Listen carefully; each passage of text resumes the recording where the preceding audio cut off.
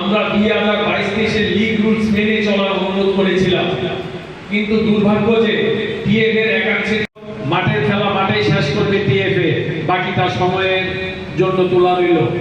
এবারও আমার প্রথম থেকে দেখছি, যেদিন খেলাটা মাঠে গন্ডগোল হলো সেদিন থেকে লক্ষ্য করেছি, আপনারা তো বহু পুরানো সাংবাদিক এখানে আছেন, যারা সিনিয়র আছেন তারা জানবেন এমন ঘটনা টিএফএতে আর কোনোদিন হয়েছে কিনা। এটা আমাদের কাছে যতটুকু খবর আছে, টিএফএর একটা চক্র যেটা এই ব্যাপারটাকে লিগ সাব কমিটি শেষকরণের কথা আইনে বলে 3 কপি দিতে লাগে, 500 টাকা দিয়ে প্রটেস্ট করতে লাগে। ওয়ারেস জুয়েলস 3 কপি দেয়নি এবং লিগ সাব কমিটি অপোজিট টিমকে একটা কপি দিতে লাগে। অদ্যবধি আমাদের কোনো টিমকে কোনো কপি দেয়নি, প্রটেস্টের কপি। কি প্রটেস্ট হয়েছে সেটাও আমরা কিন্তু সেদিন জানতে পারিনি।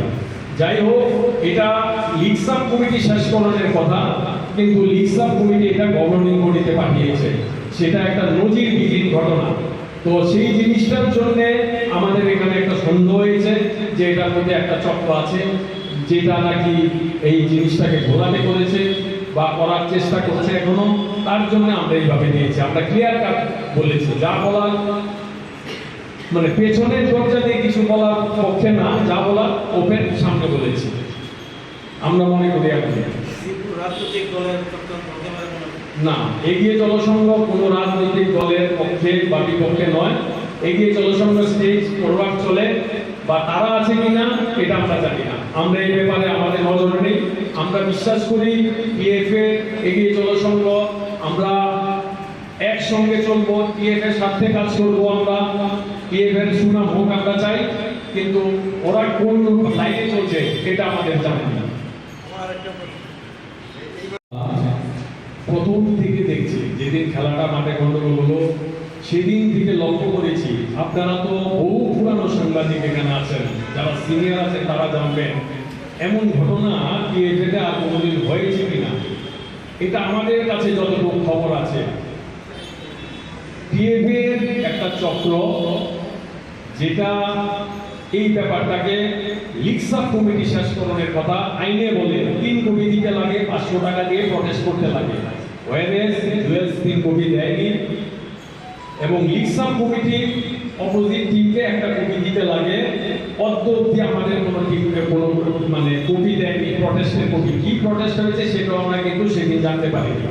যাই হোক, এটা লিগ সাব কমিটি শেষকরণের কথা, কিন্তু লিগ সাব কমিটি এটা গভর্নিং বডিতে পাঠিয়েছে। সেটা একটা নজিরবিহীন ঘটনা। তো সেই জিনিসটার জন্য আমাদের এখানে একটা সন্দেহ হয়েছে যে এটার মধ্যে একটা চক্র আছে, যেটা নাকি এই জিনিসটাকে ঘোরাতে করেছে বা করার চেষ্টা করছে এখনো।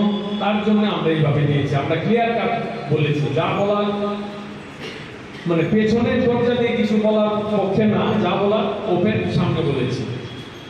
আমরা মনে করি এখন না, এগিয়ে জনসংঘ কোনো রাজনৈতিক দলের পক্ষে বা বিপক্ষে নয়। এগিয়ে জনসংঘ স্টেজ ফরওয়ার্ড চলে বা তারা আছে কিনা এটা আমরা জানি না। আমরা এই ব্যাপারে আমাদের নজর নেই। আমরা বিশ্বাস করি টিএফএ, এগিয়ে জনসংঘ, আমরা একসঙ্গে চলবো, টিএফ এর সাথে কাজ করবো। আমরা টিএফ এর সুনাম হোক আমরা চাই, কিন্তু ওরা কোন লাইনে চলছে এটা আমাদের জানা নেই। চাই, কিন্তু টিএফ এর একটা অংশ আমাদের সঙ্গে যেভাবে বৈরিতার মনোভাব নিয়ে চলছে তার পুরো বিরোধী আমরা। কারণ এগিয়ে জনসংঘ শুধু ফুটবল সদস্য না, এগিয়ে চলো ফুটবলের উপর নির্ভর না, এগিয়ে চলো রাজ্যের ফুটবল প্রেমীদের স্বার্থে, ভালো ফুটবল করার লক্ষ্যে কাজ করে, খেলাধুলার স্বার্থে কাজ করে। শুধু ফুটবল না, ক্রিকেট থেকে আরম্ভ করে প্রত্যেক খেলাতেই আমরা অংশগ্রহণ করি, সবকিছুতেই আছি। কিন্তু টিএফএ যে মানসিকতা নিয়ে চলছে, টিএফএ যে অবৈধ কাজগুলি করছে, সেই ব্যাপারে আমরা ওনাকে সতর্ক করেছি, বোঝানোর চেষ্টা করেছি, কিন্তু ওনাদের থেকে আমরা সেই যেটা সম্মানজনক কোনো উত্তর আমরা পাইনি। আমরা টিএফএ লিগ রুলস মেনে খেলা করেছি। একটা মেমোরেন্ডাম দিয়েছে, আপনাদেরকে দেবো, এটা দেখুন, এটা 9/5/2022 টিএফএ নির্দেশ দিয়েছে এই রুলস রেগুলেশন মেনে খেলা হবে। আমরা 2022-23 এই রুলস মেনে খেলা করেছি এবং আমরা খেলার চ্যাম্পিয়ন হয়েছি, যেটা এখন আদালতে চলছে বিচার। চলুক, সেটার ব্যাপারে আমাদের কোনো বক্তব্য নেই। কিন্তু TFA after 5 month governing body meeting করে জানালো যে এবার কোনো টিম নামবে না এ ডিভিশন থেকে বি ডিভিশনে। কিন্তু লিগ রুলসে স্পষ্ট লেখা আছে টিএফএ থেকে বি ডিভিশনে কোন টিমটা নামবে, এটা পুরো ইন্ডিকেট করা আছে। আপনাদের আমরা প্রত্যেক একটা কপি দেব, দেখুন এখানে 9 এর বি, এখানে স্পষ্ট লেখা আছে যে একটা টিম নিচে নামবে। সেই অবৈধ কাজটা যাতে না করে আমরা তাদের অনুরোধ করেছি। ফুটবলের সাথে মাঝপথে যদি কেউ একটা আইনি মোকদ্দমায় একটা জড়িয়ে যায় টিএফএ, তাহলে আমাদের ক্ষতি হবে। শুধু আমাদের না, প্রত্যেকটি ক্লাব বা সংঘের ক্ষতি হবে। আমাদের বক্তব্যটা শুধু এগিয়ে চলো সংঘের না, আমাদের এই বক্তব্যটা কিন্তু প্রত্যেকটা ক্লাবের পক্ষে আমরা বলছি যে দেখুন, প্রত্যেকটা ক্লাবের কিন্তু এই দাবিটা কেউ হয়তো প্রকাশ্যে বলছে না, আমরা প্রকাশ্যে বলছি যে না, এই অবৈধ কাজটা থেকে আপনারা বিরত থাকুন। আপনাদের কাছে আমাদের অনুরোধ, আমাদের অন্য কোনো কিছু না, আইনি ঝামেলা যেটা চ্যাম্পিয়ন হওয়ার এটা বোর্ড একটা বোর্ড ব্যবস্থা করবে, সেই ব্যাপারে আমাদের কিছু নাই। যদিও এটার জন্য আপনারাই দায়ী, আপনারা সুযোগ করে দিয়েছেন একটা ক্লাবকে যাওয়ার জন্য। আরেকটা ব্যাপার হলো টিএফএ গভর্নিং বডির না, এক্সিকিউটিভ কমিটির মেম্বার, সে টিএফএ এর এগেইনস্টে গভর্নিং বডির এগেইনস্টে কেস করলো একটা সিদ্ধান্তের বিরুদ্ধে। আরেকটা সিদ্ধান্ত যেটা গভর্নিং বডি নিল, অবৈধ সিদ্ধান্ত যে টিএফএ এবার কোনো টিম নেবে না, সেইটার ব্যাপারে একটা শব্দ নেই। সেই ব্যাপারে এই বিচারিতার ব্যাপারে আমরা বহু দুঃখিত যে আইনের বিরুদ্ধে আমরা না, আমরা আইনের পক্ষে।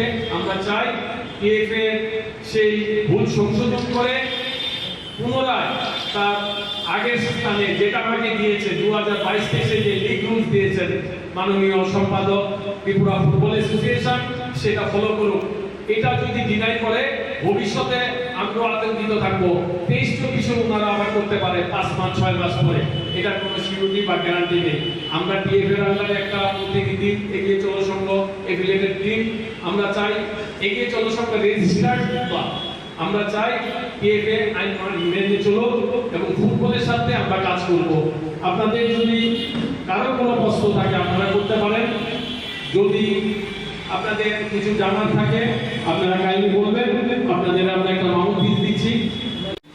সাংবাদিক সম্মেলনে উপস্থিত সাংবাদিক বন্ধুদের ধন্যবাদ জানাই। অল্প সময়ের মধ্যে আমাদের তাহলে আপনারা কি করেন, খেলাটা কি খেলা হচ্ছে না, না এটা রাজনৈতিক সময় খেলা হচ্ছে?